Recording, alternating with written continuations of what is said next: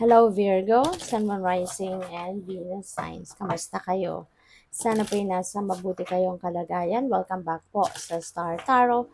At kung bago kayo rito, welcome din po kayo. Please subscribe, like, share my videos, and leave me a comment kung naka-resonate po kayo. Thank you.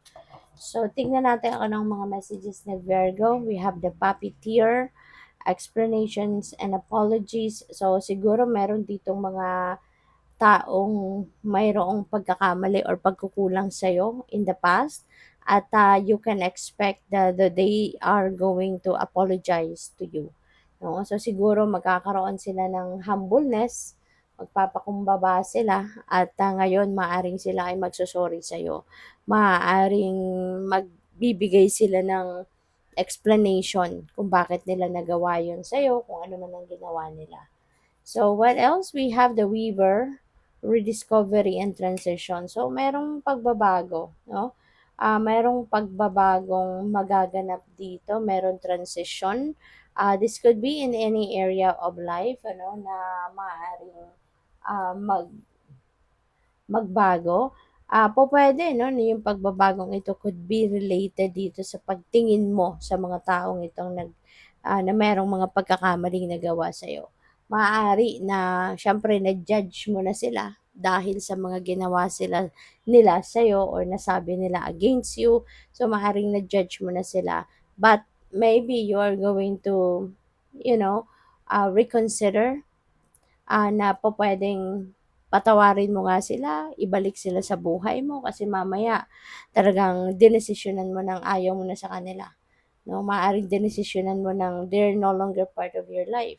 Kaya po pwede, no, na ito ang magkakaroon ng pagbabago depende sa kung ano mang papaano sila mag-apologize sa'yo, no?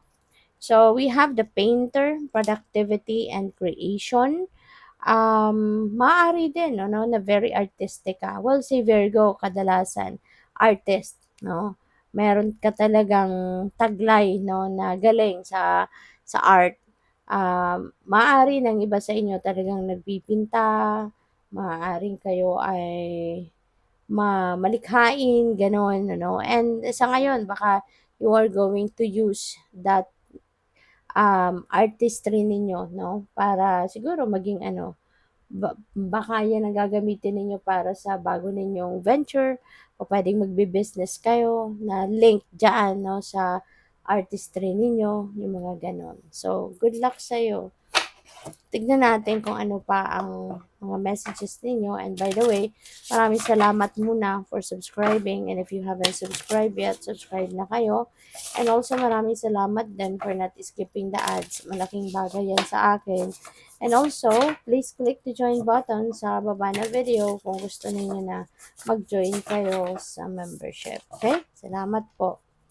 So, we have body and soul. Ayan, Virgo. Alam mo kung bakit kailangan mo na magpahinga, kailangan mo na mag-rest muna, kailangan ninyo na step back muna, no, sa iyong daily grind kasi maaari, no, na dahil masipag ka, sobra kang masipag, perfectionist ka din, kaya mas ekstrang pagod 'yon, 'di ba?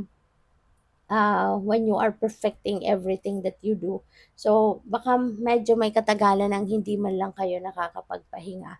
Baka may katagalan ng hindi man lang kayo nag, hindi man lang kayo nagte-take ng break, 'di ba? Kaya it's about time na for you.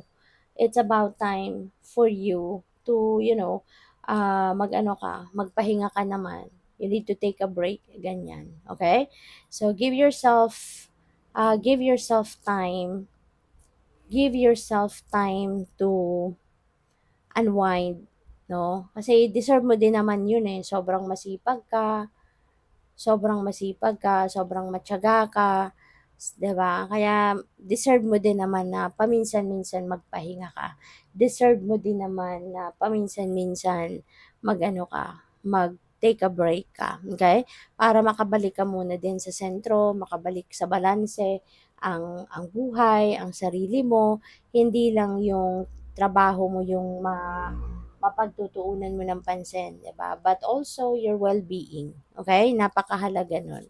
So we have ears wide open. Ayan, so mag-iingat ka din parang warning din ito sa'yo 'no, na kasi baka merong mga naiinggit sa'yo, kaya merong mga tao 'no, na alam mo 'yun, pupuwedeng gustong magkuha ng impormasyon from you na pupuwede nilang magamit against you. Kaya mag-iingat kayo lalong-lalo na if you are having a conversation, whether it is face to face or whether it is sa telepono, mag-ingat ka 'no, na kung ano lang yung kailangan mong sabihin, kung ano lang yung kailangang marinig ng kausap mo, yun lang talaga ang sasabihin mo. Be cautious of what you're going to say. 'Di ba? Kasi you never know kung sino diyan ang nakikinig, 'no? Hindi mo alam kung baka meron pang ibang tao na alam mo 'yun, nakikinig ng hindi naman sila kailangan, hindi naman sila kasali sa conversation, yung mga gano'n, okay?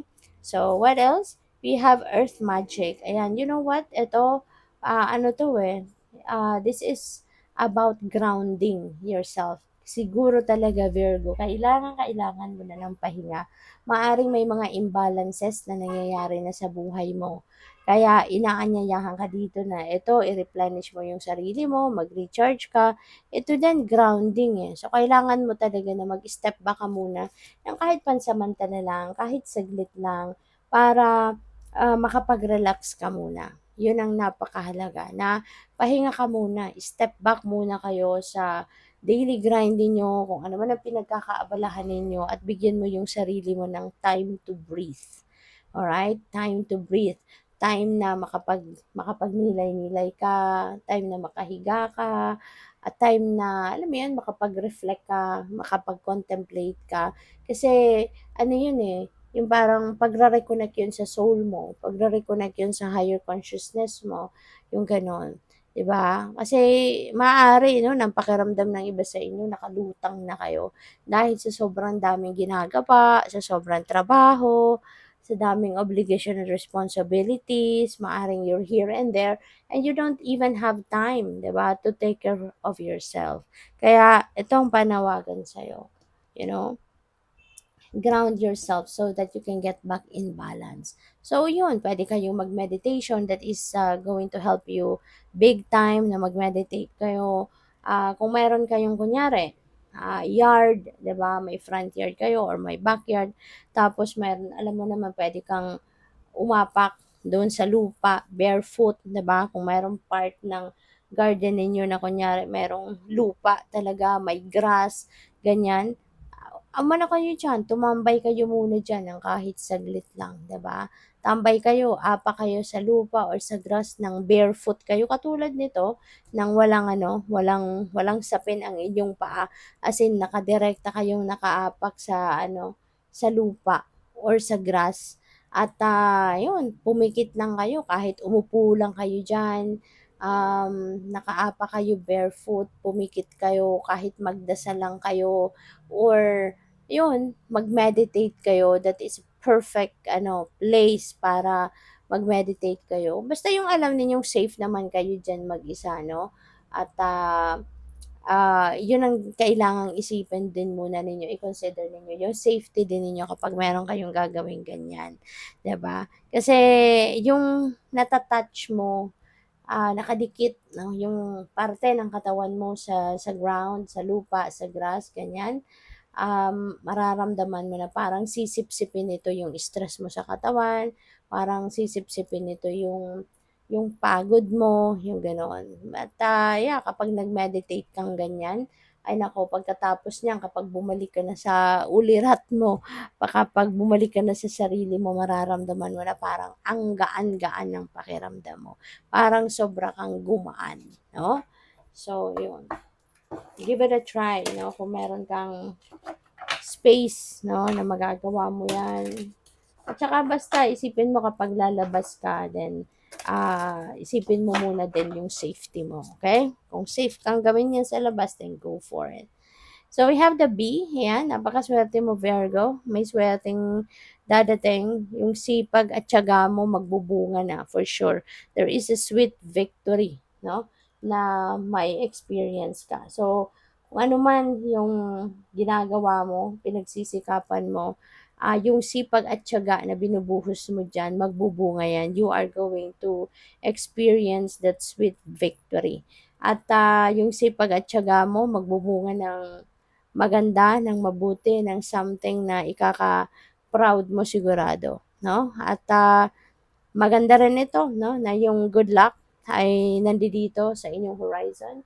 Mababalot ka ng swerte sa ngayon kaya this is also the perfect time for you to start implementing your plans, kung ano man ang plano mo. Um, para na magkaroon ka ng pagkakataon na talagang um, ma ma-experience mo yung abundance, yung prosperity, 'di ba? Yung kaluwagan pagdating sa mga material na bagay. So we have risk, ayan. So maaari ano na baka may iniisip ka na siguro business, no? Maybe you are thinking of business, doing something new for you kaya siguro hindi mo pa 'to nasusubukan. This could be totally new for you and maybe you are ready to take risk, 'di ba? Pupuwede rin ano na invitation ito sa inyo na kung meron kang idea, go for it. Take a risk habang ang swerte ay nasa inyong horizon. You know? So, what else? We have the Grail Knight. Ayan. O, pwede nagsisimulan ninyo romantic relationship, ano? Kasi may romance dito. So, maaari na ang iba sa inyo will enter a new love and romantic relationship. Baka ang iba sa inyo mag-aasawa na, magpapakasal na, no? So, good luck sa iyo. Thank you for watching Love and Light. Namaste.